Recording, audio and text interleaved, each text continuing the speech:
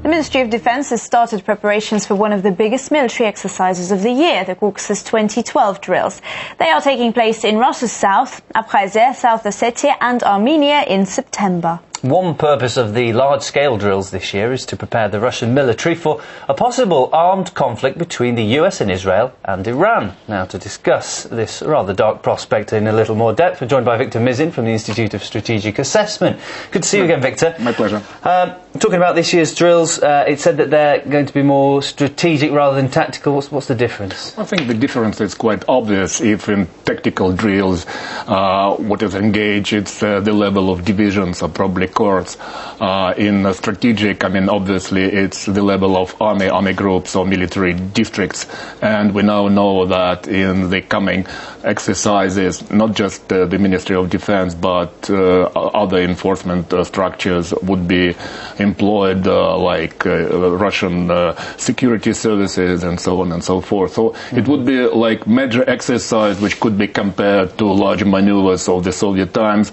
And what we now see is some kind of upsurge of the Russian military, which are getting more money, $22 billion. I mean, it's a very large sum. And also we see like enhanced interest in the government toward upgrading Russian military capabilities against what's seen as the new military threats. One of them, some prospect deployments of American ABM. And of course, what's going on close to the Russian borders, especially in the southern flank, is very worrisome, as I understand, for the Russian military. How could a military conflict in the Gulf impact Russia? As I said, it's in the vicinity of Russia and Middle East. Unlike United States, it's quite close to the Russian borders, even closer than to other European countries. And to a certain extent, I would even say that Russia is a major player in all Middle East developments. And of course, the understanding is if anything happens, there would be some probably some refugees, floods going to the republics adjacent to Russia and also to Russia. And most of all, Russia doesn't want this to become a pretext for upgraded US military presence in the region. Some reports are saying it could be as much as the entire military machine of Russia being involved in these exercises. So it's a kind of a show of strength, it seems. What would you say are the strong points and what are the weak spots?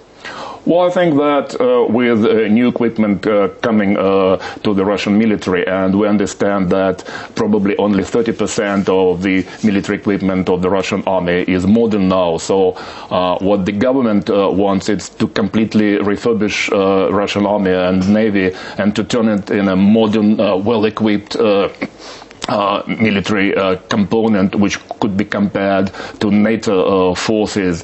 And of course, in any case, we have to preclude any military conflict in the Gulf, which could undermine the stability not just in this region, but I think on a global level as well. Do you consider such large-scale military exercises to be effective?